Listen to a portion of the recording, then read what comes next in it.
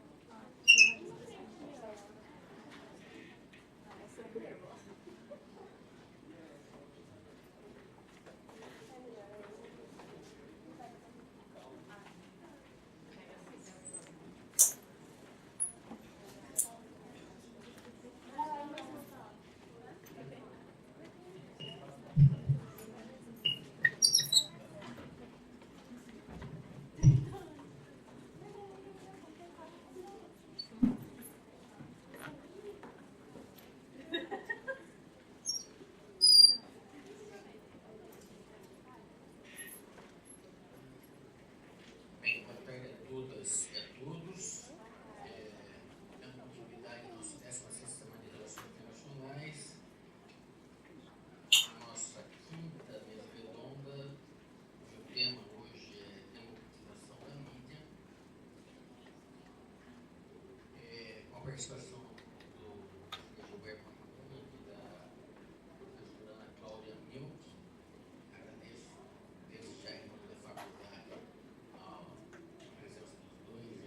disponibilidade em via até franca para participar da nossa atividade. Sem mais delongas, eu passo a palavra agora ao professor Gilberto, que vai começar a atividade. Obrigado.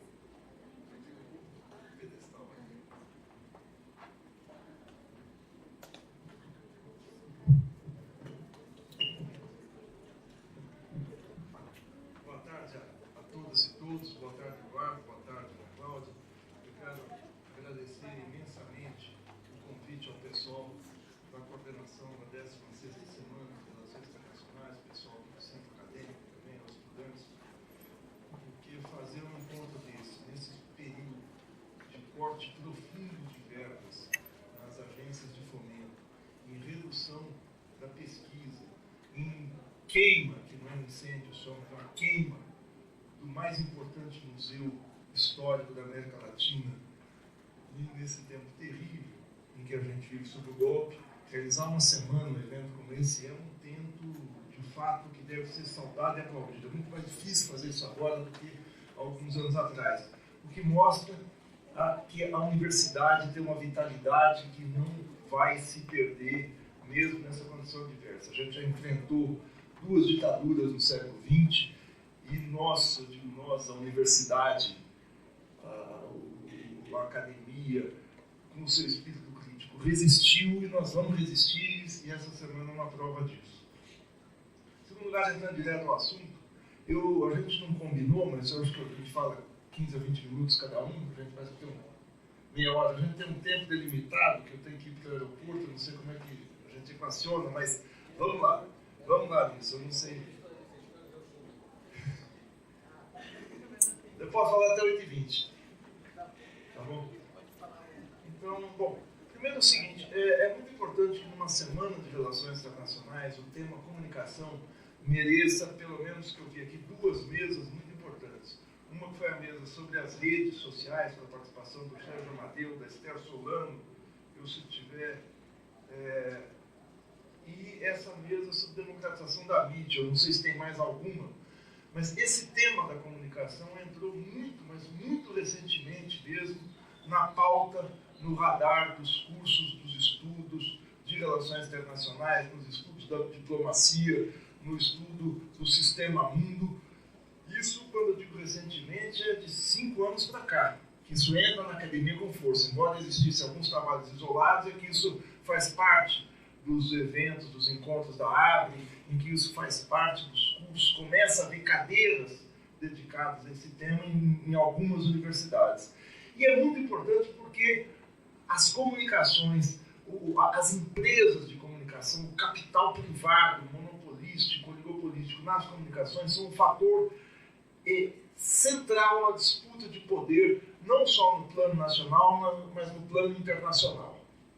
Isso a gente pode ver por toda a América Latina, em que existe quase que um sistema de comunicação regional, transnacional, e existe isso no mundo. Não só porque os grandes centros emissores de informações, de notícias, estão nos países do norte, em especial nos Estados Unidos, as grandes agências, as grandes empresas, é lá que está a CNN, é lá que está a Disney, é lá que estão a Viacom, é lá que estão as 10 grandes empresas que dominam. 8 delas estão nos Estados Unidos e 2 na Europa. E isso faz com que a gente tenha que se deparar com uma ferramenta que torna assimétrica qualquer batalha no plano internacional, no plano das relações internacionais. Então a gente pode, se a gente for pegar por aí, quer dizer, a demonização de alguns países se faz já há muito tempo, da mesma maneira como você faz a demonização interna a determinados movimentos sociais. Então o MST, isso vocês sabem, o MST é baderneiro, o MTST é um bando é uma gangue que fica ocupando a propriedade privada. A Venezuela é governada por um ditador. Cuba é uma sucursal do inferno na Terra. E por aí vai. A União Soviética era parte do eixo do mal. A Coreia do Norte, então nem se fale, aquele gordinho com aquele chumaço de cabelo em cima, aquilo lá é o fim. Tenta se caricaturizar como se o Kim Jong-un, por exemplo, fosse um gordinho com chumaço de cabelo em cima, como eu falei aqui, ninguém reagiu.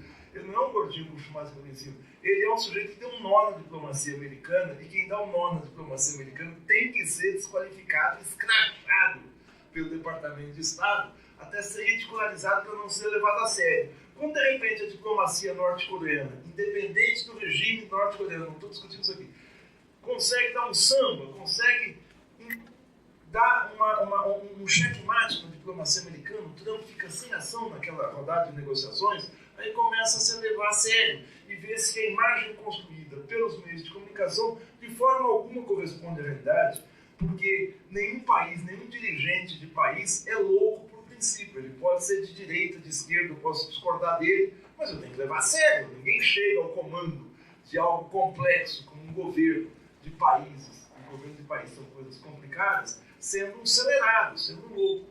Então os meios de comunicação fazem muito isso. Ao invés de serem pontes para estabelecerem debate, esclarecimento de ideias, são pontes de trancar o debate, de desqualificação, de você tentar reduzir e tal.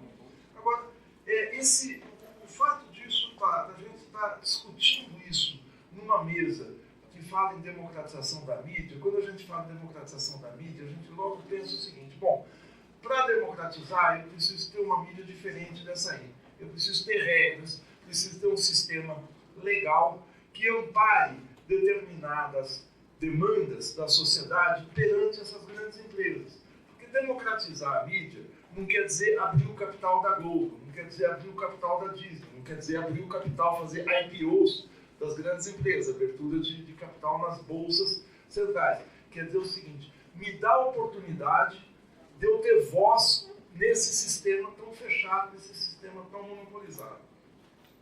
Eu estou terminando um livro, eu quero ver se sai o ano que vem, eu estou há anos fazendo isso, que você fica atolado, às vezes, atolado eu digo que você fica num livro, você fica tentando sair dele, não sai, porque você fica rodando, e sempre a pesquisa nunca acaba, tal, que é estabelecer uma história comparada dos meios de comunicação da América Latina. A história dos meios de comunicação da América Latina, eu não vou detalhar o livro aqui, porque a coisa mais chata que tem é você perguntar para alguém que está fazendo uma tese de doutorado, você chega para a pessoa, você não conhece direito, você pergunta, e aí, tudo bem? Tudo. Tá calor hoje? Não, tá calor. E sua tese, como é que é? Pronto, acabou a conversa, o cara te conta. Ele fica 3 horas porque ele está obcecado naquele negócio, sozinho, ele e a tela do computador, ele precisa conversar com alguém desesperadamente. Quando aparece alguém que pergunta, ele conta.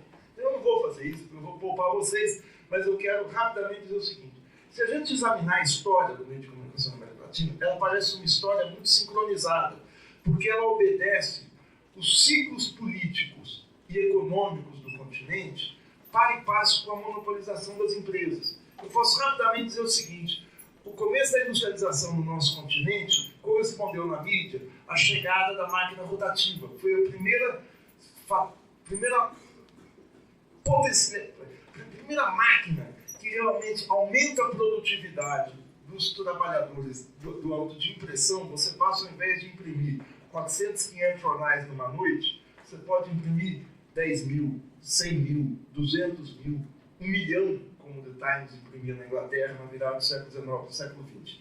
A máquina rotativa correspondeu aqui na América Latina ao começo da industrialização. As empresas de vidro, as empresas de tecelagem, as empresas principalmente centradas no sul-sudeste. A segunda fase, que é a fase do populismo, em que um líder providencial ele se coloca acima das instituições e conversa diretamente com o povo, como Getúlio, como Perón, como Cárdenas no México, corresponde ao rádio.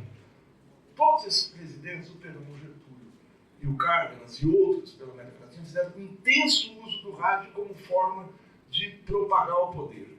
A terceira fase, que é a fase do nacional desenvolvimentismo, da chegada das empresas automobilísticas aqui no continente, das empresas de bens duráveis, corresponde à internalização da produção televisiva. E a fase da internacionalização econômica, a fase do neoliberalismo, corresponde à chegada da internet. Eu não vou detalhar isso tudo, mas eu quero dizer o seguinte, quando a gente fala em regulação, você está pensando sempre que você vai estabelecer, dentro de cada país, normas específicas para estabelecer parâmetros de funcionamento da televisão, do rádio, dos jornais, das revistas, das editoras de livros, para que elas não dominem todo o mercado e não sejam, algumas delas, a única voz a falar com essa sociedade, para que não exista uma empresa como a Globo que se sobrepõe a todas as outras. Então, essas são leis nacionais. Acontece o seguinte, nós chegamos a um ponto, isso vocês já devem ter lido, porque isso é um tema muito falado, da regulação. Quer dizer, a Globo não quer regulação, por exemplo, da limitação do alcance da sua rede. A Globo chega a 97,5% das suas ondas do território nacional e isso inibe, isso impede a formação de outras redes regionais, porque ela domina o mercado publicitário, ela absorve toda a receita publicitária, ela absorve todo o capital investido, todo o capital que gira nessas empresas. Então, o que foi feito no governo Cristina Kirchner na Argentina foi limitar cada empresa que tem empresas de televisão, de radiodifusão, de impressos, jornais, revistas, livros, só pode ter um máximo de 33% de 1/3 do mercado nacional. Foi assim, na Argentina essa lei foi logo derrubada pelo Macri, logo no início do governo. É uma maneira de você limitar o monopólio. É contra isso que eles se batem. Uma lei de regulamentação não é uma lei de censura, é uma lei para estabelecer espaços no mercado, para que outras vozes, ninguém quer legislar conteúdo, você quer legislar mercado. O único conteúdo que você pode legislar é o direito de resposta. Isso tem que ser imediato. Se alguém me detona numa rede de televisão, em horário nobre, no Jornal Nacional, falando, por exemplo, fazendo de conta que eu sou um filho do Lula, e vem falar que a rede TV é minha, eu tenho que poder, pelo menos, ter acesso, talvez, talvez até a Rede TV, para dizer que não, que eu não sou, eu não, ou que eu tenho um triplex, ou que qualquer outra coisa, quer dizer, qualquer tipo de calúnia eu tenho que ter possibilidade de responder com igual espaço quando eu sou acusado num grande meio de comunicação. Bom, isso se coloca, é uma batalha muito difícil, você regulamentar gente que tem muito poder. A regulamentação, ela tem que ser feita por quem quer dividir o poder. Há um problema, as empresas de internet são internacionais, são transnacionais. Como é que eu vou estabelecer uma regra para limitar o poder do Facebook em cada país? Eu não consigo. Como é que eu vou limitar o poder do Facebook se o Facebook está fora do território brasileiro? Tudo bem que eu posso regulamentar, eu posso tirar, posso ser um juiz de primeira instância, eu tiro do ar o WhatsApp. Eu posso tirar do ar aqui o WhatsApp. É o máximo que eu posso fazer. Eu não posso falar para o Facebook que aqui no Brasil não vai valer o algoritmo dele que limita o alcance das minhas mensagens. Aqui tem que ser outra coisa. Isso eu não vou, porque o Facebook ele vai continuar produzindo, espalhando conteúdo, ele estando numa plataforma aqui no Brasil, ele estando numa plataforma em Singapura, ele estando numa plataforma nos Estados Unidos, ele estando na Malásia, ele estando em qualquer lugar. Como é que eu vou regulamentar direito de resposta num site, num site de notícias, no Huffington Post, que está nos Estados Unidos, e eles fazem emissões em português? A partir dos Estados Unidos, eles podem deslocar a produção de notícias para os Estados Unidos. E eu continuo acessando pela internet. Eles são um monopólio. Eles caluniam quem quer que seja. Eles ocupam o mercado. Como é que eu, com alcance nacional, consigo regulamentar um meio que é internacional? Esse é o grande nó da internet, dos meios de comunicação, dos novos meios de comunicação da era virtual. Eu não consigo mais regulamentar eles dentro de cada país. Chegou-se já na Constituição Brasileira de 88 uma maneira de você regulamentar os meios de comunicação internos a cada país. Mas a gente não consegue regulamentar eles em escala mundial. Eu fiz isso, já devo ter falado mais de 10 minutos, e isso, na verdade, é o preâmbulo que eu quero falar, que é o seguinte: nós estamos vivendo com esse quadro de você ter meios de comunicação que dominam o território nacional, você tem uma internet que pode ser emitida fora do país, você tem meios virtuais que você não tem o menor controle se quem está emitindo aquelas mensagens, aqueles likes, são robôs ou seres humanos. Você está numa batalha que você não conhece direito contra quem você está lutando, ou em favor do que você está lutando, porque você está numa realidade que não tem uma localização física em lugar nenhum. Ela pode estar, ela está naquele quadro que a gente chama uma deslocalização da produção. A produção da Globo, eu posso regulamentar porque está aqui dentro. A produção do Yahoo, a produção do Deutsche Welle, a produção do New York Times está fora daqui. E eu posso acessar a hora que eu quiser. Como é que isso se dá num país da periferia como o Brasil, que vive uma situação muito séria de golpe, uma situação de regime de quase exceção? Esse quadro, para a gente chegar a esse regime, para a gente chegar ao golpe de 2016, para a gente chegar a essas eleições, que são as mais atípicas eleições. Eu digo das últimas décadas porque eu vivi isso, mas eu acho que desde o começo da República já não tem, em período democrático, eleições tão atípicas. Não estou falando de eleição de bico de pena no tempo da República Velha, estou falando de eleições de uma sociedade de massa, eleições depois de 1945, eleições do período em que o Brasil passou a ser um país industrializado, com meios de comunicação funcionando em todo o país. É atípica porque, há 3 semanas das eleições, a gente não tem a menor ideia do que vai acontecer. Você tem ideia de que talvez um candidato mais extremado, talvez vá para o segundo turno, tem 4 embolados para tentar essa vaga do segundo turno, um candidato, só ele, que está na frente das pesquisas, foi impugnado, e essa situação foi construída, e houve uma situação que não é apenas de força, não é uma situação, nós não estamos num regime de exceção, nós não estamos numa ditadura aberta, mas nós estamos numa situação em que uma parcela da população foi convencida de que esse quadro é bom, ou seria bom. Esse quadro foi construído basicamente através dos meios de comunicação.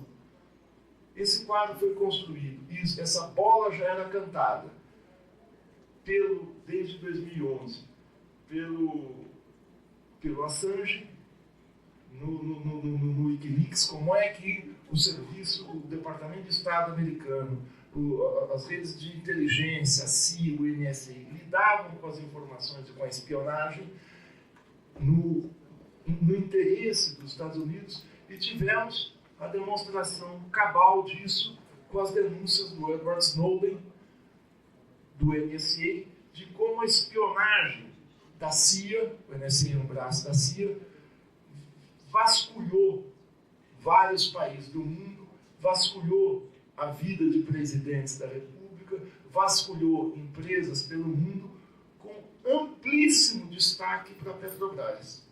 Quem assistiu o filme do Oliver Stone viu isso. O filme Snowden do Oliver Stone mostra a única empresa citada como espionada explicitamente foi a Petrobras, depois da descoberta do pré-sal. Foram duas mandatárias espionadas com mais peso, a Angela Merkel da Alemanha e a Dilma Rousseff do Brasil. Essa situação em que você espiona um chefe de Estado, sem fisicamente você estar presente lá, sem instalar câmeras, sem você ter um 007, sem você ter um espião glamuroso que vem aqui com seus carros sensacionais, com as suas armas geniais, como nos filmes do James Bond, dos anos 60, 70, 80, 90, dão a métrica do que é a batalha da informação, a batalha da comunicação hoje. Quem assistiu, volta ao filme do Snowden, viu que aquilo é um grande filme de espionagem, em que os espiões têm entre 25 e 35 anos de idade, trabalham o dia inteiro de bermuda, numa base no Havaí, não saem de lá, ficam lá o tempo inteiro, e os espiões que eles colocam pelo mundo é a plataforma Windows, é o Facebook, é o WhatsApp, é um espião sedutor. Assim como James Bond era um homem naquela sociedade machista dos anos 50, 60, 70, da Guerra Fria, aquele encarnado pelo Sean Connery, que conquistava todas aquelas mulheres espetaculares, vivia em hotéis de luxo, vivia num mundo de glamour, tinha casos resolvidos que envolviam a realeza britânica, envolviam o governo americano. Agora, os espiões parecem pé de chinelo. Você vê os espiões do filme Snowden, os caras estão com tênis chulepa, é uma garotada que está de bermuda trabalhando incessantemente, hackers, crackers, e penetrando por essas plataformas onde nós, alegremente, vocês sabem disso, colocamos os nossos gostos, cada viagem que eu quero fazer, cada compra que eu faço na internet. Eu posso comprar uma sandália Melissa na China, ou comprar um carro de última geração pela internet, os meus gostos estão mapeados. Se eu sou um dirigente, se eu sou um presidente da República, eu entrei numa roubada, porque sabe não só os meus gostos, por onde eu me locomovo, quem são as pessoas com quem eu me relaciono, claramente e secretamente, e a partir daí você faz a campanha que for necessária para fazer essa espionagem. E isso está sendo feito nessa campanha eleitoral. Essa campanha eleitoral, que restam para a gente, como eu falei, menos de 30 dias, dia 7 de outubro está aí, é uma campanha curtíssima. Ela teve, desde o início da programação televisão até o último programa, 35 dias. Ela é uma campanha em que o horário de televisão está reduzido quase à metade, o tempo de exposição dos candidatos. Tem candidatos com 8 segundos, tem candidatos com quase metade do programa. A distribuição do tempo é tremendamente desigual. E você tem a internet. Nessa campanha, você passa a ter papéis desempenhados pelos candidatos. Cada candidato encarna uma persona pública. Então, o Lula foi injustamente preso, processado sem provas. Eu sei que alguém aqui pode contrariar, mas processado, preso, sem provas, num processo atípico, num processo muito estranho, condenado in limine de forma muito acelerada, está fora da campanha. Mas ele assumiu, contrariamente, isso Gilmar Mendes acusou esse golpe, o papel de vítima, que o torna muito simpático à população. Não que ele queira fazer isso. Claro que seria melhor ele estar solto fazendo campanha. Mas ele está preso. Esse papel de preso, quanto mais eles insistiram e mostraram que essa operação Lava Jato é unilateral, ontem o Aécio Neves foi liberado de qualquer problema. Mas quanto mais mostra-se que é mais um papel de vítima, galvaniza apoios, ainda mais com a lembrança das pessoas de que a vida era melhor alguns anos atrás no seu governo. Quando acontece o atentado em Belo Horizonte, um atentado filmado, um atentado, todo mundo tem várias cenas feitas em celular, da facada no Bolsonaro. Muita gente fica se é fake, se não é fake e tal. Não importa, o atentado tudo indica que aconteceu. Ele assume também essa localização de vítima perante o imaginário popular. Você tem duas vítimas, que são os dois candidatos que estão na frente. Um está fora de combate porque está preso, outro está mais ou menos fora de combate porque está de cama, mas pode fazer campanha e pode se eleger. Essas imagens são imagens midiáticas. Eu volto a dizer, eu não acho que ninguém deva levar facada para se dar bem na vida ou resolver ir preso. Não é isso, mas estou dizendo. A mídia, você consegue transformar a imagem das pessoas, a imagem pública, num determinado apelo popular. Me avisa quando eu estiver aqui. Quando você transforma, você passa a ter essas figuras. Então, e para fazer uma campanha curta, uma campanha acelerada, as imagens têm que ser muito chapadas. É quase como eu sou bonzinho, eu sou malvado. Eu sou vítima, eu sou algoz. Eu sou vítima, eu era o cara que queria castração química, arma para todo mundo, mulher tem que ganhar menos, eu não quero esse negócio de gay, de bicho, esse negócio aqui em lugar nenhum, eu quero escola sem partido. Essas imagens são muito simples. O outro é o cara que invade propriedade privada.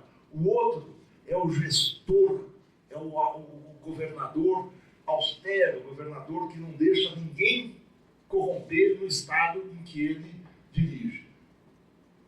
E aí você vai. O outro é um nordestino esquentado. Essas imagens, muito cruas na cabeça das pessoas, é que são exploradas ao máximo pela mídia. No fundo, essas imagens denotam projetos que são muito mais complexos que ela. Mas quando você faz a campanha, é fundamental você ter mídia. Como é que eu controlo essa campanha na televisão? Na televisão eu sei, 35 dias, 2 minutos e 15 para você, 1 minuto e 13 para você, 58 segundos para aquele, 35 segundos. Na internet eu não tenho controle. Na internet eu boto o robô para reproduzir meus posts, minhas mensagens, para atingir a todo mundo. O que vai definir a eleição? Vai definir a eleição? Eu não sei ainda. Eu vou rapidamente agora, em quantos minutos eu tenho? Se tiver 3, eu faço em 3, se tiver 7 minutos. Eu vou mostrar para vocês como essa realidade foi construída. Tudo que eu vou mostrar aqui, vocês estão carecas. Não posso falar carecas, que é politicamente incorreto. Posso falar. Vocês estão cansados de saber. Hã? Não. Eu falei careca de trabalho. Não. Vocês estão cansados de saber o que aconteceu. Mas eu vou colocar aqui as imagens, porque algumas delas são chocantes. E eu vou usar imagens da velha mídia. Eu não vou pegar imagens da internet, vou pegar como isso foi construído por uma mídia que está desaparecendo. Mas essa realidade midiática que está desaparecendo, dos veículos impressos, nos fez chegar até aqui. E pautou as redes, pautou a televisão, pautou muita coisa. Só uma última ressalva antes de eu falar aqui. A gente precisa ter uma noção do alcance real da internet. Eu não tenho a menor dúvida que daqui a pouquíssimos anos os meios impressos vão desaparecer. Todo mundo fala isso. A Economist fez, há 10 anos, 2007, uma ampla reportagem de capa, a revista inglesa The Economist, dizendo que no primeiro semestre de 2043, o último leitor americano de uma revista impressa vai jogar a revista no lixo, vai pegar o seu tablet ou qualquer outra ferramenta virtual que ele tiver na mão e vai desaparecer para sempre o papel como veículo de comunicação. Tudo bem, está em vias de desaparecimento por vários motivos que não é o caso da gente colocar aqui. Mas a história que nos impulsionou para a situação que a gente está hoje ainda se valeu muito dos meios em papel e da televisão. A gente só precisa ter o seguinte: nos últimos anos aumentou muitíssimo o acesso da população brasileira à internet. Ele aumentou não por conta dos laptops, dos desktops, mas aumentou por conta dos smartphones. De 5 anos para cá, quando os smartphones se tornaram relativamente acessíveis, você consegue comprar um smartphone aí por 400, 500 reais em 10 vezes. Então, a difusão disso e a queda relativa do preço da internet fez com que muita gente tivesse acesso. A gente consegue ter a Secretaria de Comunicação da Presidência da República, até 2015, lançava um anuário que chamava Relatório Brasileiro de Mídia, contando como é que eram os hábitos de mídia do brasileiro. E até 2015, a televisão era assistida por uma amplíssima maioria de brasileiros. Como eu falei, chega a 97,5% do território nacional, o sinal televisivo da Globo. A internet é acessada por quase 70%, entre 65% e 70% da população. Só que não se sabe, tem-se uma ideia de quanto tempo a pessoa fica na internet quando a gente usava o laptop e o desktop. Essa última pesquisa ela não consegue pegar ainda quanto tempo você fica na internet, não é na internet, no seu telefone, lendo notícias. Ficar no Zap, ficar no Facebook, conversando com a amiga é uma coisa, mas ficar acessando notícia é outra coisa. Se bem que as campanhas eleitorais estão cada vez mais no Zap, no Twitter, mas o uso do celular ele é muito menor em tempo de uso do que o desktop, que você fica o dia inteiro com ele ligado. Você paga mais se você usar, quanto mais você usa o sinal de internet, o 4G, o 3G, 4G e tal. Você paga proporcional ao uso, então as pessoas tendem a limitar. Mas eu digo isso porque eu acho que ainda a televisão é o vetor principal de difusão das ideias, sejam ideias de costumes. 3 minutos. Então, eu quero só pegar algumas coisas muito rápidas aqui, para não ficar aqui, eu sou folgado da palestra. Então, essas imagens vocês conhecem, né? Dá uma saudade disso, né, gente? Uma coisa assim, essa coisa da Paulista era algo impressionante, a construção dessas manifestações. Essas manifestações não aconteceram só porque todo mundo estava revoltado com o governo Dilma, e o governo Dilma foi muito problemático mesmo, mas se vocês se lembrarem, a Globo ficou no domingo 15 de março de 2016, um mês antes do impeachment, o dia inteiro transmitindo ao vivo, convocando a marcha. No Twitter a coisa bombou, a convocatória era feita, era quase que uma obrigação as pessoas irem para lá, precedido de uma campanha de calúnia muito forte, né? Então, não é à toa que você constrói a imagem do personagem representado pelo boneco lá como presidiário. Ele tinha que ir para a cadeia, porque isso estava lá, tinha uma ideia, força. Se não fosse para a cadeia, seria estranho. Ele tinha que ir para a cadeia, independente do julgamento, independente de qualquer coisa. Existia, entre aspas, uma vontade nacional, e essa vontade foi construída mediaticamente e com muito dinheiro para impulsionar posts no Facebook, nas redes sociais. Olha aí como o Brasil mudou. O pessoal que foi para a rua estava afim de seu companheiro Gedel de Souza Lima, bravo baiano que estava lá nas ruas. Agora, a gente tem um personagem que condensou isso tudo, né? Que passou a ser o herói da classe média, o herói do Brasil, que é o juiz Moro. O Sérgio Amadeu deu uma palestra aqui e talvez ele tenha falado o que eu vou falar. Ele que me chamou a atenção para um artigo do Moro, publicado em 2004, em julho e setembro de 2004, na revista do Conselho Federal de Justiça. Chama-se Considerações sobre a Operação Manipulite, sobre a Operação Mãos Limpas na Itália, que nos anos 90 teve um efeito semelhante ao da Lava Jato. Ela devastou o mundo político italiano, botando muita gente na cadeia, e resultou num vácuo político que a Itália passou logo depois que se elegeu foi Silvio Berlusconi, que não atua no magnata da mídia. Eu vou pegar alguns trechos do que o Moro falava aqui em 2004. A são trechos do artigo dele. Apesar de não existir nenhuma sugestão de que algum dos procuradores mais envolvidos com a investigação, falando da Itália, teria deliberadamente alimentado a imprensa com informações, os vazamentos serviram a um propósito útil. O constante fluxo de revelações manteve o interesse do público elevado e os líderes partidários na defensiva. O que ele está dizendo aqui é o seguinte, que o sistema judicial italiano nada conseguiria fazer se não fossem os vazamentos dos procuradores antes dos julgamentos da imprensa para criar um clima de perseguição. Os responsáveis pela operação Mãos Limpas, Manipulite, ainda fizeram largo uso da imprensa, com efeito para o desgosto dos líderes do Partido Socialista Italiano, que, por certo, nunca pararam de manipular a imprensa. A investigação da Manipulite vazava como uma peneira. Então, claro, se os políticos usam a imprensa, eu também vou usar. Sim, então nós vamos fazer, a imprensa vai ser o tribunal de todos nós. É isso que ele está dizendo. Chega de eleição, chega de justiça. Vamos para a mídia. A publicidade conferida às investigações na Itália teve o efeito salutar de alertar os investigados em potencial sobre o aumento da massa de informações nas mãos dos magistrados, favorecendo novas confissões e colaborações. Mais importante, garantiu o apoio da opinião pública às ações judiciais, impedindo que as figuras públicas investigadas obstruíssem o trabalho dos magistrados, o que, como visto, foi de fato tentado. Então é o seguinte, essa história de que a justiça é técnica, que julga de acordo com a lei, que julga de acordo com a Constituição, não, julga de acordo com o impulso, com a provocação que eu posso fazer na população. Se eu fizer hoje no Brasil uma campanha bem feita, pela pena de morte, isso passa no Congresso sem oposição. Se eu fizer uma campanha bem feita no Brasil hoje, de que o legal é comer carne humana, tem grande chance disso passar no Congresso.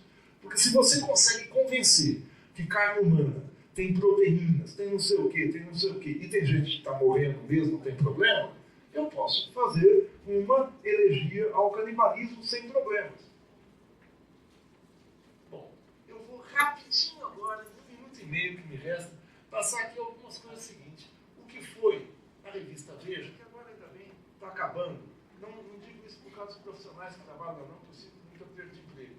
Mas a Veja, o tratamento que ela dava ao Fernando Henrique e ao Lula, ao longo de 20 anos, eram assim. O Fernando Henrique é sempre apresentado como um cara sóbrio, um cara de blazer, um cara que está falando as coisas que interessam. A Ruth Cardoso era uma primeira-dama que nada pesava sobre ela, e quando o Fernando Henrique se elege, ele é saudado quase como um homem que vai resolver os problemas do Brasil. Isso são os anos 94, 95. Arregaça as mangas.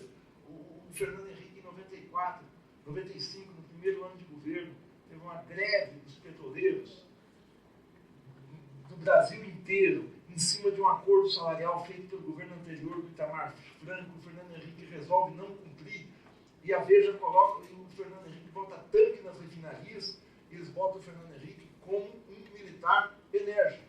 Está aí a figura. Por que o militar volta, depois da ditadura, a ser a reserva moral da nação? Isso é construído. Bom, Fernando Henrique dá entrevista exclusiva, o arrastão no exterior, brasileiros viajando para o exterior, como ganhar dinheiro no Brasil do real, os dilemas do Fernando Henrique, mas os problemas que teve quando o Brasil quebrou, o máximo que gera em 98, 97, é um Fernando Henrique diante do espelho, refletindo. Né? Isso aqui é os baderneiros do Sem Terra fazendo manifestação em Brasília. O liberal em miniatura é sempre uma imagem positiva.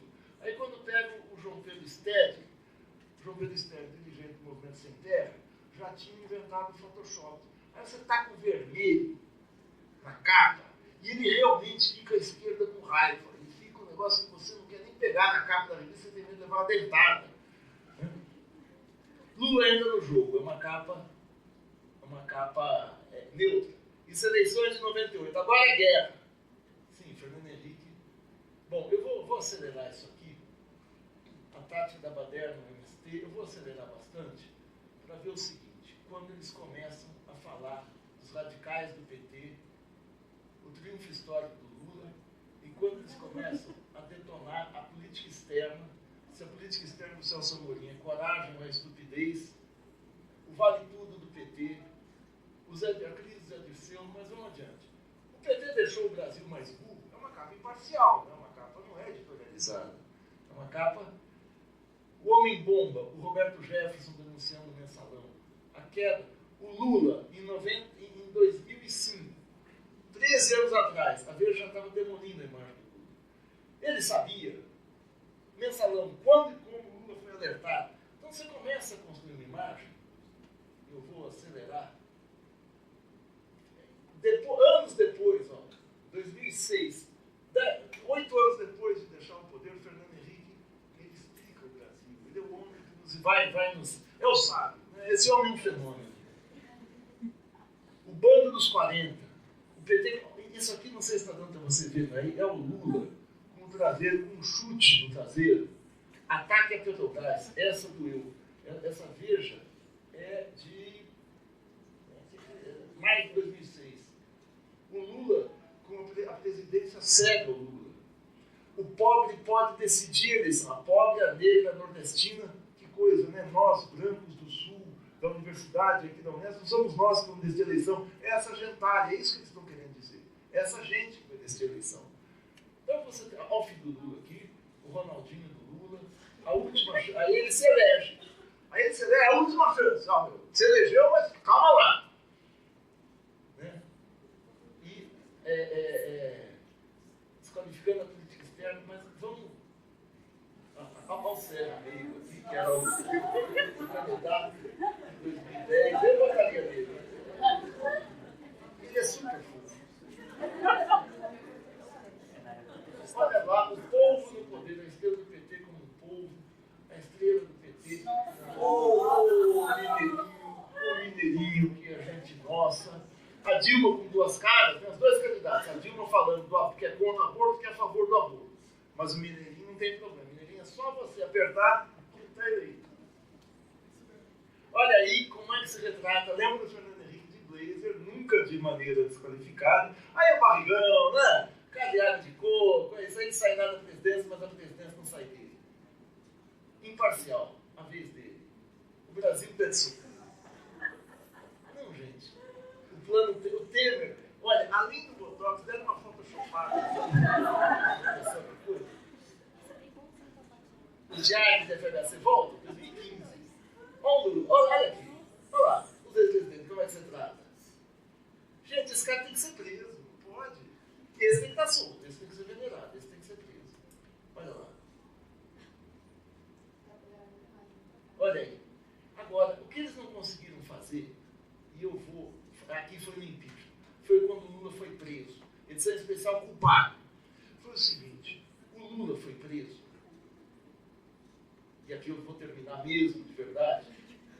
O Lula foi preso, e a Veja precisava de uma imagem dele sendo preso com algema no camburão da Polícia Federal, sendo levado para Curitiba.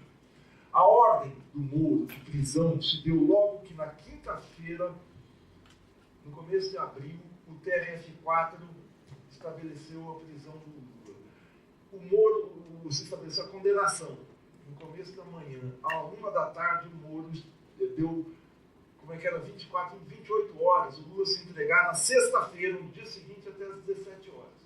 E aí houve aquela movimentação em torno dos sindicatos metalúrgicos, com aquela massa do sindicato, e o Lula falou que não ia se entregar, que eles viessem buscá-lo, porque ele ia pagar a passagem para Curitiba. E a Veja, os telejornais e tal, ficaram literalmente paus da vida, para ser elegante, porque a Veja é uma revista que fecha a edição na sexta-feira à noite. Se o Lula não se entrega na sexta, cadê a imagem da prisão? Eles não tiveram a imagem, porque a revista já estava circulando quando ele foi preso. O Jornal Nacional não conseguiu pegar a imagem, porque não houve a imagem. E a Veja teve que chamar um desenhista cubano que mora nos Estados Unidos, que faz capa da Time, para fazer essa capa horrorosa, que não parece... Não, mas é horrorosa. É feia esteticamente. Porque a imagem que eles teriam que publicar seria essa.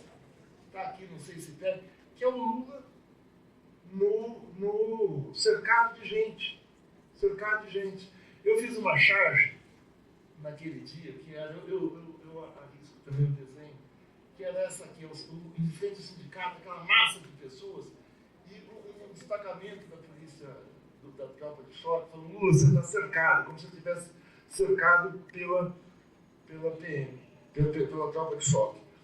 O que eu quero dizer com essas imagens todas? Para a gente chegar nessa situação de uma campanha com o presidente preso, imprevisível e tal, você fez uma construção midiática de 20 anos. Não tinha como ele não ser preso. Com aquilo que o Sérgio Moro escreve em 2004, nós dependemos da mídia, não tinha como com a construção, com a demolição literal da imagem dele e com todo esse impulso para a justiça. Esse fator de poder que é a mídia, a velha mídia, encerrando aqui, a velha mídia, impressa e televisada, e as novas mídias, a gente precisa, no âmbito das relações internacionais, estudar, estabelecer, dissecar a fundo de como é que isso pode ser democratizado. Porque nós sabemos como fazer isso internamente. Nós não temos, nossos setores democráticos não têm força.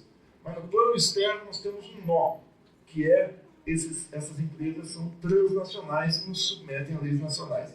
Obrigado, desculpe por ultrapassar o tempo.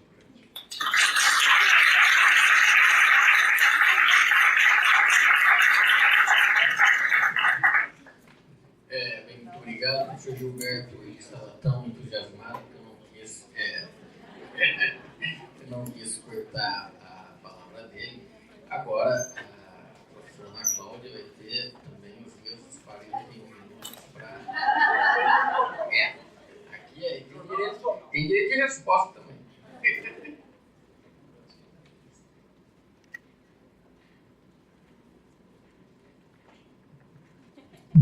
Bom, boa tarde a todas e todos. Primeiramente, queria agradecer pelo convite, para participar aqui dessa semana de Relações Internacionais. Agradecer em nome do Intervozes, coletivo do qual eu faço parte, que debate a democratização dos meios de comunicação.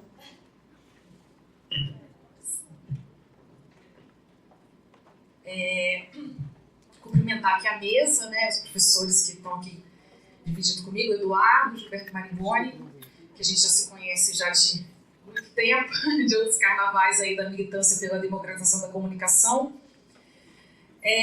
Bom, eu tinha mais ou menos preparado começar falando sobre concentração da propriedade da comunicação no Brasil, mas eu vou voltar um pouco aí no... Deixa eu só acertar aqui que está me incomodando um pouco. Aí não fica, né?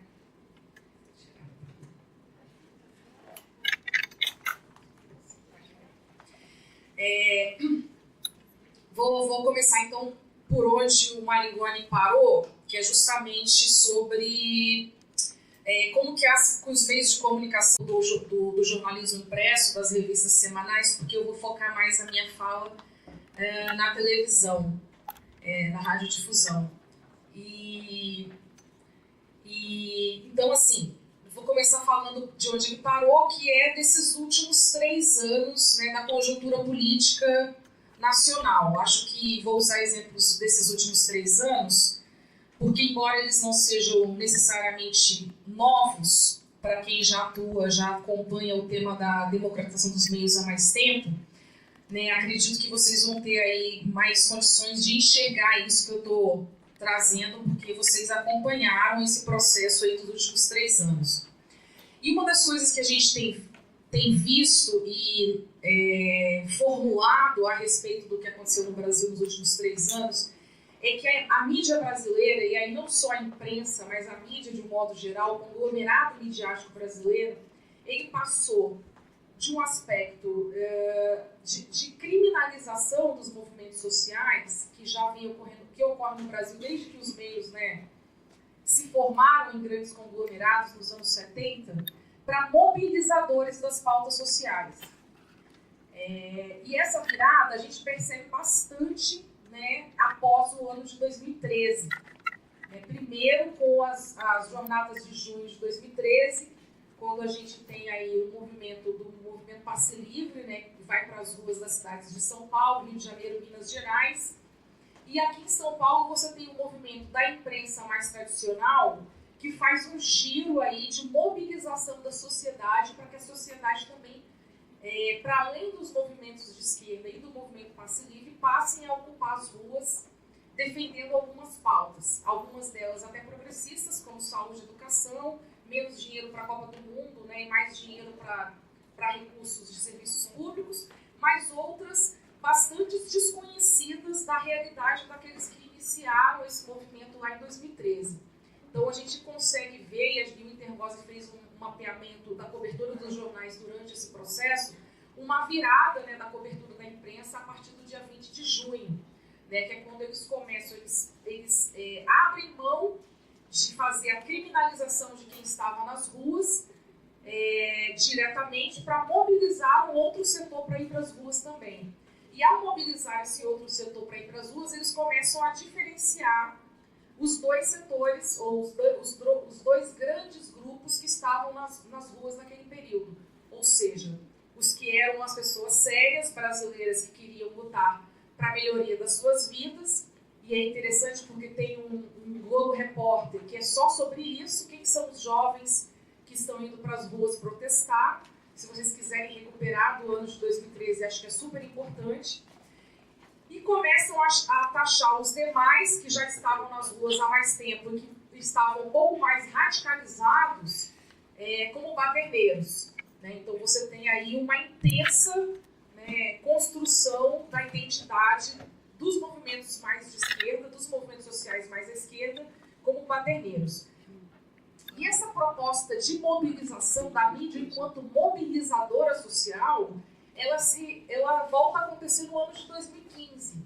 Né? Em 2014 a gente teve a Copa do Mundo no Brasil, tivemos, né, alguns protestos, sobretudo na cidade do Rio de Janeiro. Em São Paulo já tinha finalizado aquele movimento de 2013, mas no Rio de Janeiro se seguiu ainda no ano de 2014.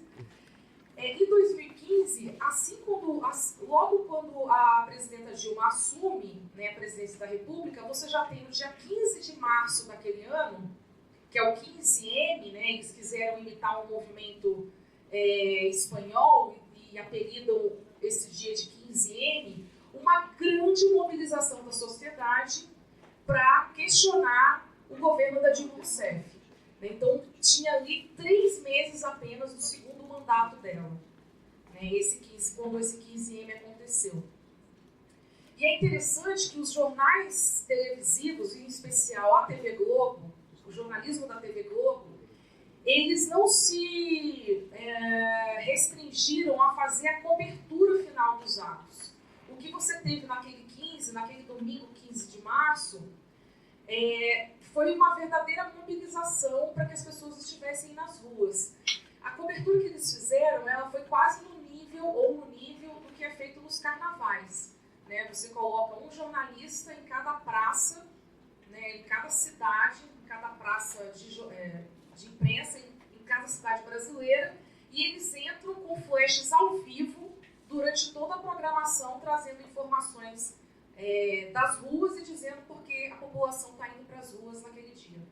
E 2 dias antes, no dia 13 de março do mesmo ano de 2015, algumas centrais sindicais haviam puxado também um ato, justamente por saber que iria acontecer o ato do dia 15, as centrais sindicais puxaram o ato do dia 13, naquela sexta-feira, que não houve nenhuma cobertura dos meios de comunicação. O ato foi menor, né, preciso dizer isso, mas ainda assim nenhuma menção daquele ato, que era um ato que naquele momento ainda era um ato de defesa do governo da Dilma Rousseff, porque você já tinha apenas 3 meses da eleição dela, e já tinha um grupo que queria derrubá-la, já havia o impeachment, né, ele já era colocado como uma possibilidade ali, embora ainda, né, bastante fluida, né, para aquele momento, mas você não tem então nenhuma cobertura dos grandes jornais e dos meios de comunicação televisivos sobre aquele 13 de março, e você tem ampla cobertura e mobilização daquele 15M. Nesse mesmo ano de 2015, no mês de agosto, a gente também vai ter de novo 2 grandes manifestações, dessa vez com o Movimento Brasil Livre e o Vem Pra Rua já bastante organizados, Então é uma manifestação que reúne mais de 1 milhão de pessoas no Brasil inteiro. E também no mês de agosto daquele mesmo ano, você tem também uma manifestação dos movimentos de esquerda, sobretudo contra a lei das terceirizações, que já estava ali dentro do pacote, né, de medidas que o Eduardo Cunha colocava para serem votadas no Congresso Nacional daquele ano. E, de certa forma, ainda defendendo o mandato da presidenta Dilma Rousseff por achar que não era legítimo ela ter passado por uma eleição em 2014 e sofreu um processo de impeachment no ano seguinte. E é interessante que a Eliane Cantanhede, que é uma jornalista da Globo News, mas de vez em quando ela dá opinião no Jornal da Globo, ela diz na cobertura desses dias de agosto, não vou me lembrar exatamente em qual dia, que no ato promovido pelo Vem Pra Rua e pelo MBL e o SOS Forças Armadas, que era também um movimento forte naquele período que pediu o retorno da ditadura militar, a Eliane Cantanhede faz o seguinte comentário: aqui estão os verdadeiros brasileiros, né? Porque ela costumava dizer nos comentários dela que a militância que ia para as ruas pela esquerda não eram brasileiros de fato, era uma militância paga pelo petismo, pelo PT, né? Da onde vem até aquela ideia da distribuição do pão com mortadela, né? Então, quando o MBL Vem Pra Rua fazem essa mobilização em agosto daquele ano, ela diz isso: aqui estão os verdadeiros brasileiros. E aí começa todo aquele movimento verde-amarelista, né, que ocupa as ruas aí do Brasil e se segue no ano de 2016. Vou falar do ano de 2016, porque aí uma coisa que o Maringoni já citou, tem duas coisas que acontecem ali no primeiro momento do ano de 2016 que requer atenção quando a gente fala de mídia e de democratização da mídia. O primeiro dele é o vazamento do áudio da Dilma Rousseff. A Dilma, ela não era investigada pela Polícia Federal. Na verdade, nunca foi. Ela nunca se tornou, né, investigada pela Polícia Federal. E naquele momento, o vazamento do áudio dela, né, em que ela tenta colocar o Lula como ministro. Não sei se vocês se lembram disso. O vazamento desse áudio, se você olhar para vocês que são estudantes de relações internacionais, se vocês olharem para os países, para os demais países e compararem o que é o vazamento de um áudio de um presidente da República, dá para entender que aquilo não foi uma coisa qualquer, né? Você vazou o áudio do maior cargo, né, do representante maior do Brasil, que era a Dilma Rousseff naquele momento, sem que ela fosse sequer investigada pela Polícia Federal nas operações da Lava Jato. E a sociedade deu de ombros, né? Uma parte considerável da sociedade ficou mais interessada no conteúdo do áudio, que não dizia muita coisa sobre o processo de investigação, do que sobre o atentado, né, à nossa segurança nacional, que se coloca a partir do vazamento do áudio de um presidente da República. Né? E aí, levando em consideração tudo isso que já foi falado aqui sobre a NSA, né, ter grampeado a presidenta Dilma, sobre a NSA ter conseguido dados sigilosos da Petrobras, né, tudo isso aí como pano de fundo, né, do vazamento de um áudio de uma presidenta da República. E nesse mesmo mês de março de 2016, é um dia que é interessante a gente lembrar, que é o dia 4 de março, que é quando o presidente Lula, o ex-presidente Lula, ele é levado para depor coercitivamente, né, pela Polícia Federal naquela sexta-feira. Naquele dia, para vocês terem uma ideia, o Jornal Nacional ele costuma ter entre 40 e 50 minutos de duração. Naquele dia, o Jornal Nacional durou 1h20. Era uma sexta-feira. Se você fizer uma conta, e nós fizemos a conta de quanto daquela cobertura ela era da acusação do presidente Lula e quanto daquela cobertura era da defesa do presidente Lula, e nós descobrimos que 50 minutos eram de acusação e 13 minutos eram de defesa, dentro daquele Jornal Nacional de 1h20. O próprio presidente Lula só aparece no terceiro bloco, quando o jornal já está entrando nos 40 minutos da programação. Então, por que eu estou falando isso? Para dar para vocês alguns exemplos, né, de como isso que eu vou falar um pouquinho depois, que é a concentração dos meios de comunicação, interfere no debate nacional e interfere nos rumos que a gente tem no país. E aí eu vou pular para o ano de 2017, para vocês não acharem que eu sou partidária do petismo. Vou falar de um outro tema, reforma trabalhista. E aí vou citar, não uma pesquisa, um levantamento feito pelo Intervozes, mas um levantamento feito por uma organização parceira que é a Repórter Sem Fronteira, Repórter Brasil, desculpa, que a Repórter Sem Fronteira também é parceira da gente, estou confundindo. Que foi o seguinte, eles monitoraram os jornais televisivos e os jornais impressos durante 10 dias, 5 dias anteriores, 5 dias posteriores à aprovação do relatório que aprovava a proposta de reforma trabalhista. Para vocês terem uma ideia, desses 10 dias de análise da programação televisiva, o Jornal da Record, que é o jornal que vai ao ar, acho que às 9 da noite, 100% de todas as matérias produzidas falando da reforma trabalhista eram favoráveis à reforma trabalhista. 100%. Não houve sequer uma fala que fosse contrária à proposta de reforma trabalhista que estava sendo aprovada naquele momento. No Jornal Nacional, que é o Jornal da Globo, 77% do noticiário, das matérias sobre a reforma trabalhista eram favoráveis à aprovação daquela reforma. E só foi 77% porque dentro destes 10 dias de análise estava o 28 de abril, que foi um dia de greve geral no Brasil. Foi um dia que São Paulo parou. E então o Jornal Nacional foi obrigado a fazer a cobertura de São Paulo parada e dizer por que São Paulo havia parado, que é porque era contra a aprovação da reforma trabalhista.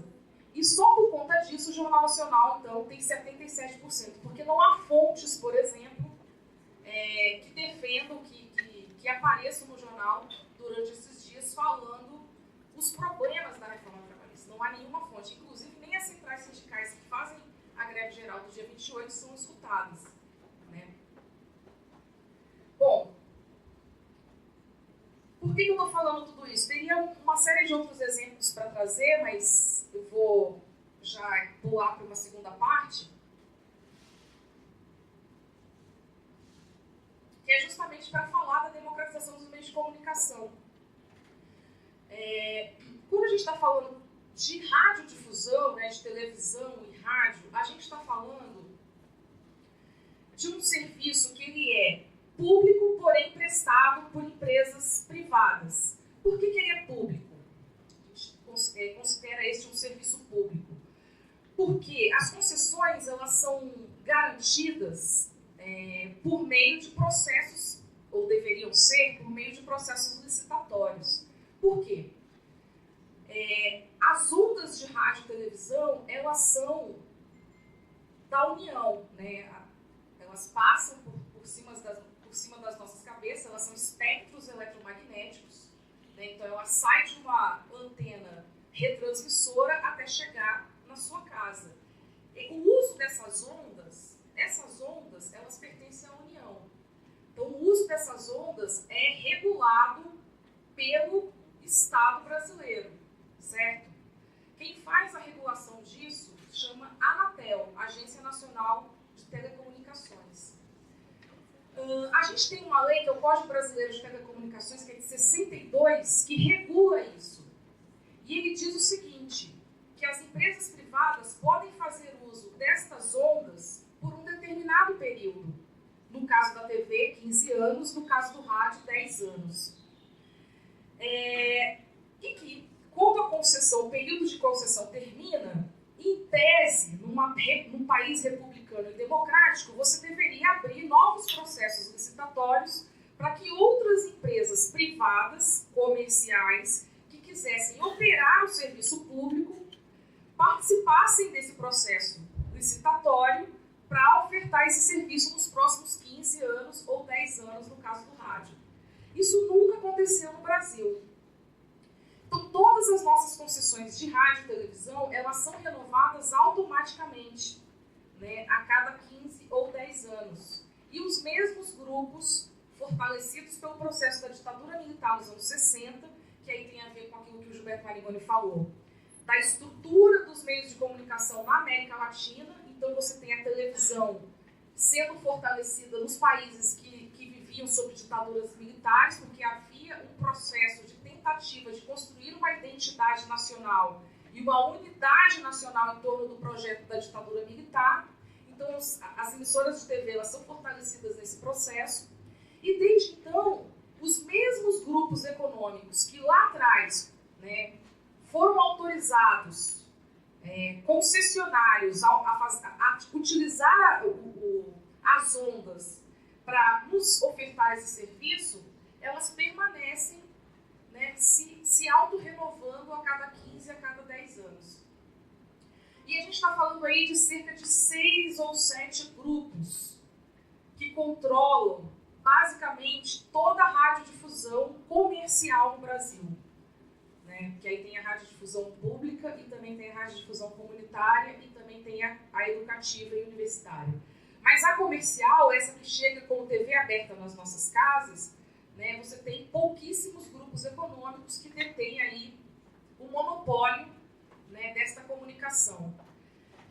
E aí a gente tem no Brasil 3 tipos de concentração da propriedade privada dos meios de comunicação. Vou falar rapidamente para vocês. Uma é esta, que é a concentração horizontal, que é poucos grupos detêm todo o mercado de comunicação. Uma outra é a concentração vertical, porque além de deterem o mercado da comunicação, essas empresas detêm todas as camadas de produção e distribuição do conteúdo. Então, a Rede Globo, a Record, o SBT, eles vão desde a contratação do ator até a construção do Projac, né, do espaço ali onde vai ser feita a novela, até a distribuição do produto final. Então, toda a cadeia, todas as camadas de produção e distribuição do conteúdo também estão nas mãos desses mesmos grupos econômicos. E, por fim, uma terceira forma de concentração, que é a concentração cruzada. Estes mesmos grupos, que são detentores desde os anos 60 de concessões de rádio e televisão no Brasil, eles são detentores também de rádios, de vários tipos de rádio, de vários canais de rádio e também de jornais impressos. Então, por exemplo, se você for na cidade do Rio de Janeiro, a Globo fica na capital do Rio de Janeiro, na capital carioca. O jornal o Globo fica lá também. Né? E provavelmente eles possuem 5 ou 6 emissoras de rádio que também atuam naquele mesmo mercado que é a capital carioca. Se você for para Vitória, no Espírito Santo, a retransmissora da Globo, a TV Gazeta, ela é a dona do jornal A Gazeta, que é o principal jornal do Espírito Santo. E ela também é retransmissora da CBN, que é ligada ao Grupo Globo, e mais outras 5 rádios que são entre a Rádio Popular, a Rádio que toca notícia, a Rádio que só toca música, todas elas pertencem ao mesmo grupo. Se você for para Recife, o fenômeno se repete. Se você for para Fortaleza, também se repete. Se você for para Porto Alegre e Santa Catarina, esse fenômeno também se repete. Chama-se propriedade cruzada. Né? Você não tem só a concessão da rádio e da televisão, você tem de várias rádios, da televisão como retransmissora e do jornal impresso local. Bom, o que isso implica na realidade local e na realidade nacional do Brasil? Implica que esses grupos econômicos, em última análise, controlam tudo aquilo que a gente lê, escuta e assiste na TV aberta brasileira. Nos rádios também, porque as rádios também pertencem a eles. E nos jornais também, porque lá na Gazeta do Espírito Santo, ela vai republicar os mesmos artigos do Jornal Globo, né? Que ela é afiliada da Rede Globo, então ela vai republicar os articulistas do Jornal Globo, assim como o Jornal do Recife, assim como o Jornal de Fortaleza. O que isso impacta na nossa democracia? Né? Impacta no controle da opinião pública. Né? E é por isso que eu dei aqueles exemplos iniciais, porque quando a gente fala em democratizar os meios de comunicação, a gente está falando em criar mecanismos para que a nossa opinião pública seja mais diversa e aberta a outras opiniões que não as opiniões que que já são historicamente as opiniões desses grandes grupos econômicos que controlam os meios de comunicação. Né? Então, quando a gente fala de democratizar a mídia, é disso que a gente está falando, né? De quebrar essa estrutura, essa espinha dorsal da mídia brasileira, que faz com que ela, sobretudo, a rádio e a televisão, né? E aí eu tenho um acordo na ideia de que a televisão ainda é o principal vetor de difusão de informação e de construção de imaginários sociais no Brasil, né? A internet ainda não é esse lugar ainda, é a televisão. E tem a pesquisa da Ancine, né, que faz aí um mapeamento todos os anos para falar sobre o consumo de televisão no Brasil. E, incrivelmente, apesar de a gente ter alcançado o maior número de pessoas acessando a internet, em 2017 nós também tivemos um aumento do tempo em que as pessoas passam na frente da TV. Então, toda vez que eu vou falar, discutir internet e televisão, eu digo, a gente tem que discutir internet, mas a gente não pode subestimar o poder que a televisão ainda possui no Brasil, né? E é disso que a gente está falando. Esse poder, ele se reverte, né, em tudo isso que eu citei aqui no início da conversa, de como os jornais trataram, né, de forma seletiva o processo da Lava Jato, a Operação Lava Jato, como a televisão ela atuou como mobilizadora social para que determinados setores fossem para a rua para derrubar o governo Dilma Rousseff. Então, é disso que eu estou falando, né? A concentração de propriedade dos meios de comunicação impacta, né, numa esfera pública não democrática. E o que a gente faz?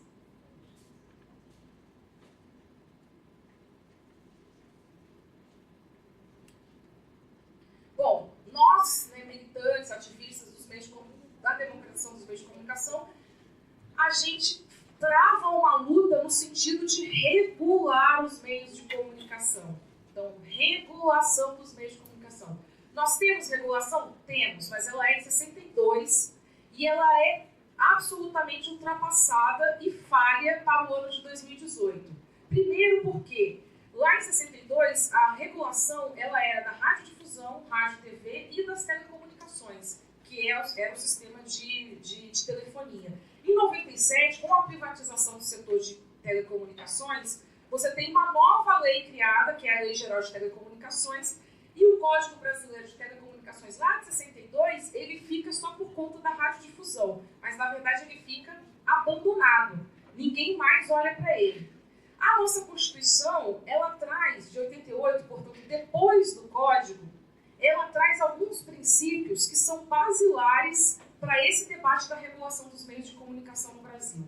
Então, ela traz, por exemplo, no seu artigo 21, alguns critérios que as empresas de comunicação que são concessões públicas precisam cumprir na programação televisiva, como, por exemplo, respeito, uma quantidade da grade tem que servir para informação, uma outra para difusão da cultura, uma outra para programas educativos, né? Então, isso está na nossa Constituição.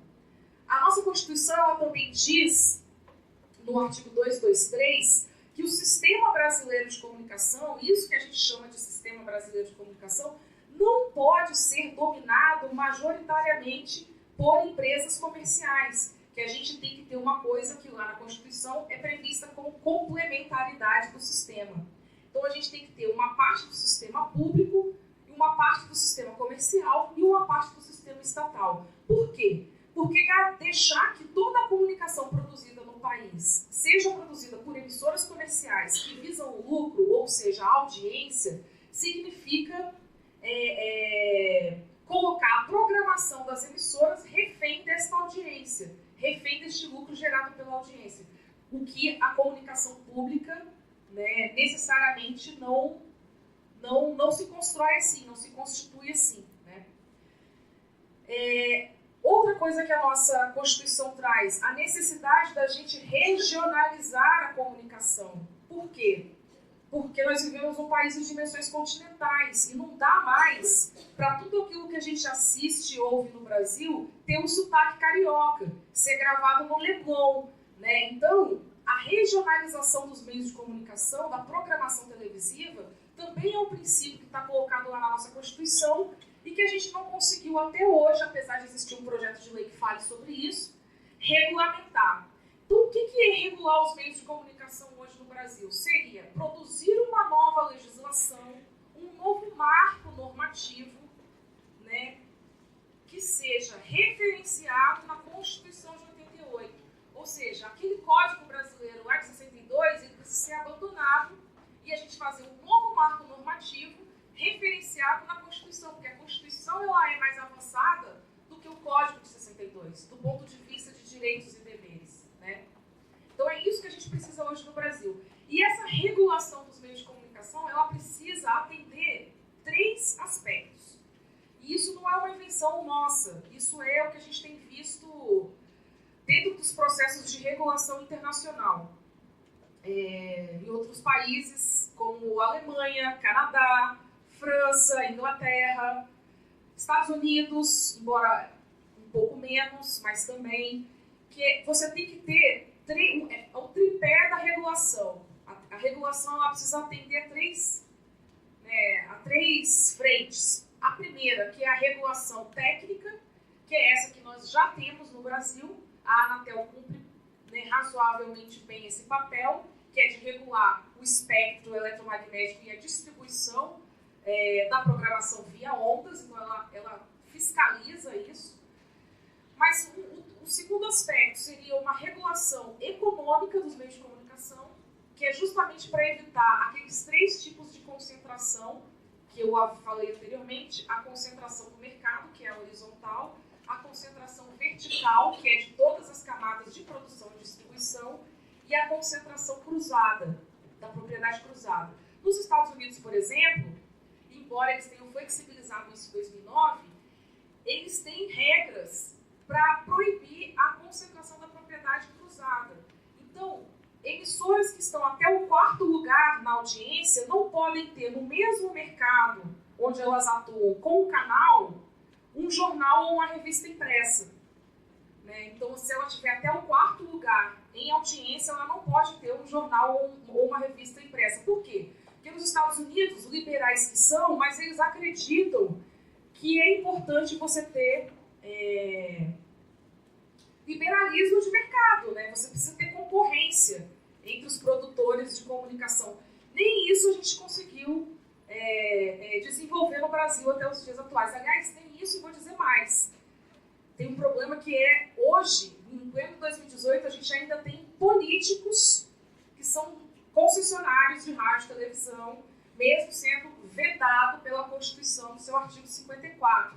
Está escrito lá: deputados federais e senadores não podem ser concessionários de serviços públicos. Por quê? Porque é imoral, antiético, antirrepublicano que você seja o concedente, o poder concedente, porque é o Congresso Nacional que concede, né, o serviço, concede a licitação, a autorização, e ao mesmo tempo você ser um concessionário, porque na verdade você está dando para você mesmo. Né? Então é isso que acontece no Brasil ainda nos dias de hoje. E para vocês terem uma ideia, o levantamento que a gente fez em 2015, nesta atual legislatura, são 32 deputados federais e 8 senadores nominalmente concessionários de serviços de radiodifusão. Nominalmente significa que está no nome dele, no CPF dele, porque existem outros que colocam no nome da irmã, né, tipo Aécio Neves, dos filhos, tipo Sarney, e por aí vai. Mas voltando, o terceiro tripé da regulação dos meios de comunicação é a regulação da programação. Né? E aí, Marigoni acho que tinha falado que, né, acho que não deveria ter regulação da programação, e a gente faz um debate que é preciso sim. Mas é conteúdo da programação. A gente acha que tem que ter regulação do conteúdo da programação também. E essa regulação ela não deve ser uma regulação prévia. Né? Ela não deve ser estabelecida previamente, mas é preciso ter um órgão autônomo que possa acompanhar as violações que acontecem nos veículos de comunicação. Porque hoje, na prática, o que acontece? Um programa como o programa do Marcelo Rezende ou do Brasil Urgente, da Atena, etc., em 2014, vou citar este caso porque ele é muito exemplar. Em Em 2014, um desses programas transmitiu na cidade de Fortaleza, no estado do Ceará, a emissora fica na cidade de Fortaleza, 17 minutos durante o horário das 13 horas, que é quando esses programas locais costumam passar, porque eles começam ali por volta das 13 horas localmente e por volta das 5 da tarde eles começam a retransmitir os daqui de São Paulo, os nacionais, digamos assim. No horário das 13 horas, o caso da transmissão do estupro de uma menina de 9 anos, um vídeo de 17 minutos no horário das 13 horas da tarde. Esse tipo de coisa precisa ter sanção, né? E a nossa legislação ela já até prevê alguma sanção, mas a gente não tem um órgão que acompanhe as emissoras, que faça um monitoramento mais especializado para poder acionar as emissoras quando elas descumprem aí, né, alguns preceitos constitucionais. Então, esse caso, ele só foi autuado pelo Ministério das Comunicações à época, porque nós, do movimento social, entramos com uma representação do Ministério Público e o Ministério Público acionou a empresa de televisão lá no Ceará e colocou o Ministério das Comunicações como corréu. Por que corréu? Porque ele é corresponsável por aquela violação de direitos humanos que está acontecendo naquele horário da programação. Então, a gente precisa ter minimamente, né, e aí voltando à questão da regulação da programação, do conteúdo da programação, países muito avançados, como França, por exemplo, têm regulação de programação. Lá na França, por exemplo, não aconteceria isso que aconteceu no dia 4 de março no Brasil, neste fantástico sobre o depoimento coercitivo do Lula. Porque lá na França, eles monitoram minutos. Quando se fala de polarização política, eles minutam o horário, o tempo que é gasto entre defesa e acusação, quando isso envolve aspectos da política nacional. E se a emissora não cumprir nos seus programas jornalísticos uma equidade de tempo, uma isonomia de tempo para os dois, para a defesa e para o ataque, ela recebe uma multa. E sabe quanto é a multa na França? Pode chegar a 5% de todo o faturamento da empresa no ano anterior. Sabe qual foi a multa para a TV no Ceará, que exibiu 17 minutos de um estupro de uma menina de 9 anos? R$23 mil. Então, esse tipo de coisa acaba sugestionando, né, que os nossos grandes proprietários dos meios de comunicação continuem violando direitos humanos na programação televisiva, porque isso, de certa forma, traz audiência, né, colocou muita gente ali na frente da televisão naquele horário. Então, a gente precisa, sim, ter critérios, né, princípios aí regulamentados para que a gente consiga fazer uma regulação mínima desta programação, que não deve ser prévia à programação, mas que deve acompanhar essa programação e sancionar com penas do tipo retirada daquela emissora do ar por 24 horas, ou então 5% do faturamento do ano anterior. Então a gente precisa ter isso no Brasil, porque senão a gente vai continuar tendo violação dos direitos humanos nos meios de comunicação, e o que é pior, quem sofre mais com essas violações são os grupos historicamente vulnerabilizados. São os grupos periféricos, são os negros que são criminalizados nos programas policialescos. A ideia do bandido bom e bandido morto é reproduzida, né, aos 4 cantos do Brasil. Você vai nas cidades discutir isso, é impressionante como cada cidade hoje tem um programinha desse policialesco para chamar de seu e para violar direitos humanos, inclusive de crianças e adolescentes, contrariando o Estatuto da Criança e do Adolescente. Eu tenho algumas imagens, eu não preparei para trazer, mas que eu levei para um evento no Peru que falava sobre infância e adolescência em mídia, né? Que as pessoas, chilenos, peruanos, paraguaios, ficaram chocados, né? Porque a gente tem um Estatuto da Criança e do Adolescente que proíbe a exibição da imagem, né, de crianças e adolescentes em conflito com a lei, e eu tenho, assim, uma sequência de exemplos de programas brasileiros que não passam aqui em São Paulo, passam em outros estados, em que o rosto de uma criança de 9, de 8, de 10 anos não é só mostrado, como o repórter chega lá com o microfone e pergunta por que ele matou a pessoa, por que ele atirou na pessoa, como se aquilo fosse uma situação corriqueira e normal, né, do dia a dia, e que isso pudesse aparecer na televisão em qualquer horário, né, enfim, violando aí as garantias dessa criança e desse adolescente. Então, um pouco isso que eu queria trazer. Falei da regulação, da concentração da propriedade, da comunicação pública, que, como eu disse lá no artigo constitucional, a gente prevê que a gente tenha complementariedade do sistema. A gente não conseguiu até hoje, desde 88, implementar isso, 30 anos, né? A gente teve uma experiência recente, em 2009, com a criação da Empresa Brasil de Comunicação, que é a empresa pública nacional de comunicação, que tem a Agência Brasil, a TV Brasil e a IPR.